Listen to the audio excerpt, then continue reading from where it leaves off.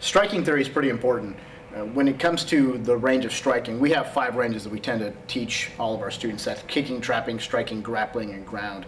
And in the striking category, there's a variety of things you can do. I think it's important to delineate striking from just being boxing techniques or just being Thai boxing techniques, and recognize that there's a variety of ways that you can throw a strike at somebody.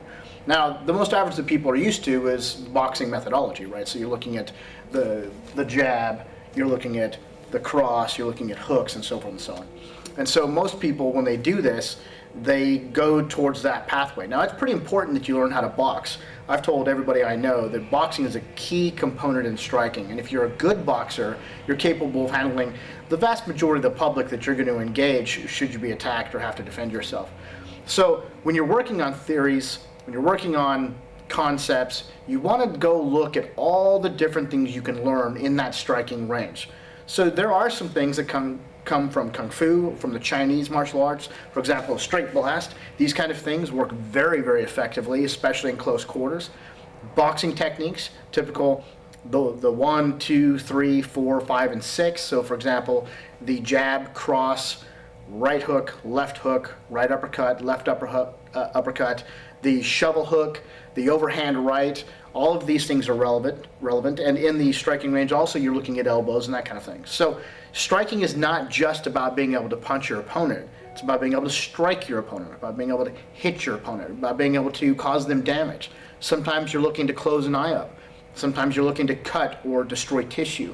Sometimes you're looking to concuss or knock out. Other times you're looking for setups. So when you're striking, you could be throwing out that jab, and as you throw that jab out, depending on how they respond to you, depending on what their defenses are and what good posture they use, if they slap out and go after that jab, or in this case it'd be a right hand, that jab can then be hooked.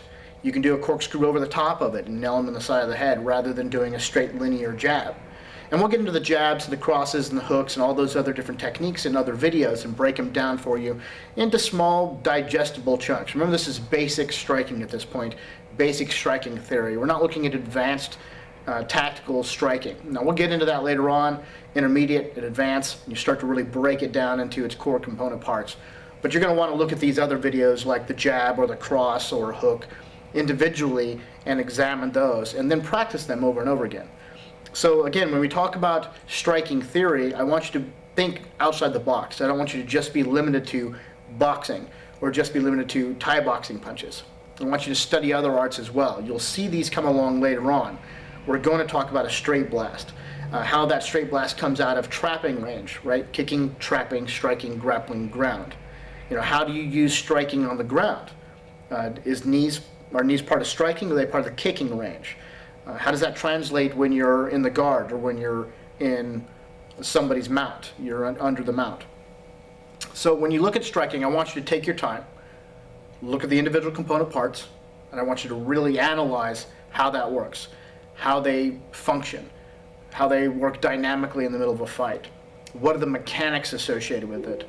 These are critically important in being able to advance yourself as a fighter.